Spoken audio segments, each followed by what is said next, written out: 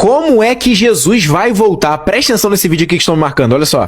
Quero que abram comigo para o último sermão, no terceiro capítulo de 2 Pedro. Terceiro capítulo de 2 Pedro. E eu quero falar nesta noite sobre o assunto, os sinais dos tempos, o fim do mundo, a segunda vinda de Jesus Cristo. Eu quero que vocês abram comigo a Bíblia no terceiro capítulo de 2 Pedro, começando no versículo 3. A palavra de Deus, ela nos diz: sabendo disto, que nos últimos dias virão escarnecedores. Agora, observe esta expressão, nos últimos dias. Você a encontrará muitas vezes na Bíblia. A Bíblia diz que vai haver um ponto na história que será conhecido como os últimos dias. Muitas pessoas pensam que nós estamos vivendo este tempo agora. Ninguém sabe. A Bíblia nos adverte contra especulações quanto a tempo, estações e datas. Mas há um período de tempo conhecido na Bíblia que se chama os últimos dias. Outra palavra que aparece é escarnecedores. Eles vão surgir nos últimos dias. Sim, pessoas cínicas que dizem que Deus está morto. Fizemos uma viagem ao espaço e não encontramos Deus e nem anjos enquanto estávamos lá em cima. E haverá outros escarnecedores. Eles vão zombar de uma ideia de um futuro julgamento. Zombam da ideia de que Jesus Cristo está voltando a esta terra. Eles vão rir da ideia. E a próxima frase diz: andando segundo suas próprias concupiscências. Eles não querem que Jesus Cristo volte. Eles não querem que Cristo venha. E a Bíblia diz que não querem que Jesus interfira no seu modo de vida, porque eles estão amando os seus pecados, a sua luxúria. Eles amam tudo isso. Eles não querem que Cristo venha. Eles não podem aceitar a ideia que Deus é um Deus de juízo. Agora, nós sabemos que Deus é um Deus de amor, mas também sabemos que Deus é um Deus de misericórdia, mas Deus também é um Deus de ira. Não uma ira emocional, como você e eu temos. Trata-se de uma ira divina contra o mal.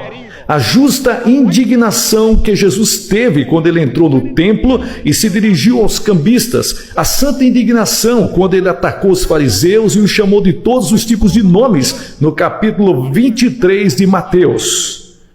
Mas principalmente ele os acusou de hipócritas, escarnecedores, andando segundo suas próprias paixões.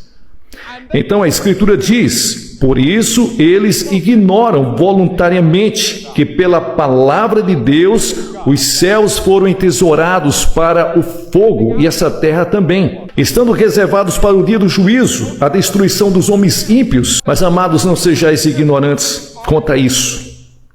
Muitas pessoas estão sendo ignorantes, porque a Bíblia diz que foi pela mesma palavra que tudo isso está sendo guardado para o fogo, e eu repito mais uma vez, para o dia do julgamento e a perdição desses homens que levam a palavra de Deus de qualquer jeito. Então não ignoreis uma coisa, que um dia para o Senhor é como 1000 anos e 1000 anos é como um dia. E o Senhor não retarda a sua promessa como alguns a têm por tardia, não. Pelo contrário, ele não quer que ninguém se perca. Ele deseja que todos cheguem ao pleno conhecimento da verdade e sejam salvos. Sim, o dia do Senhor virá como um ladrão na noite, no qual os céus passarão com um grande estrondo e os elementos vão se derreter com um calor ardente e a terra também.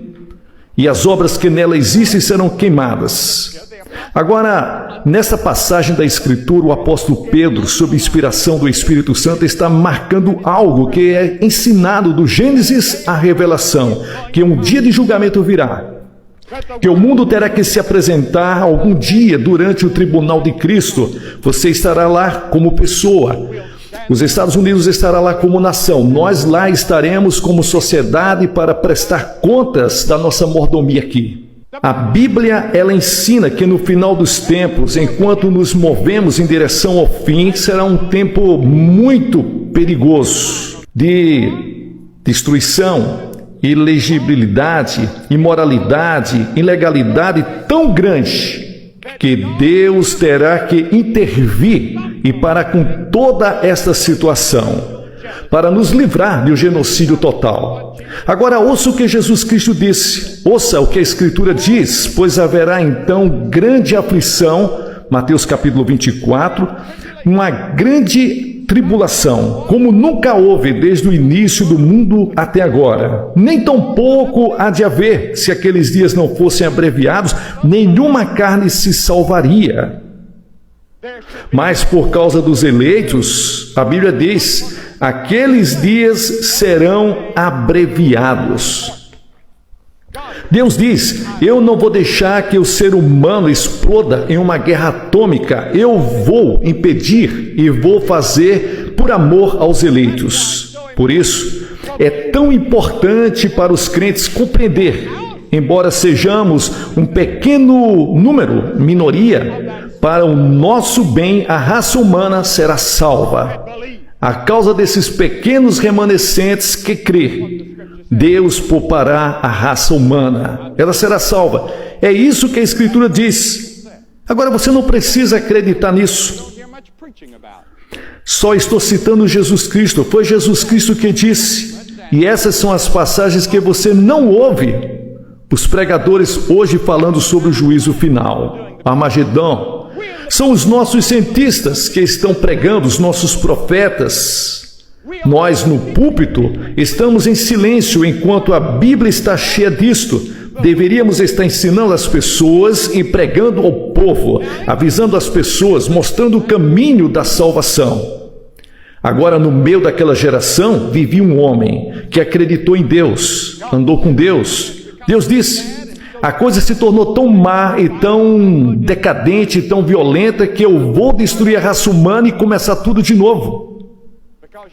Porque quando Deus criou o homem, Ele criou o homem diferente das outras criaturas. Ele criou o homem, a sua imagem, deu liberdade de escolha. O homem tomou essa liberdade e tornou em licenciosidade. E começou a seguir seu próprio caminho. Rebelou-se contra Deus, começou a viver sua própria vida. E Deus disse, se você se rebelar contra mim, morrerá. O homem tem experimentado desde então o sofrimento e a morte. Aos homens está ordenado morrer uma única vez e depois disso o juízo. O pecado é rebelião contra Deus. Todos somos rebeldes. A Bíblia não nos diz. Todos pecaram e destituídos estão da glória de Deus e estamos sob a sentença de morte. Estamos todos completamente sob a sentença de morte. E o salário do pecado é a morte. Mas no meio daquela geração existia um homem e o nome dele chamava-se Noé.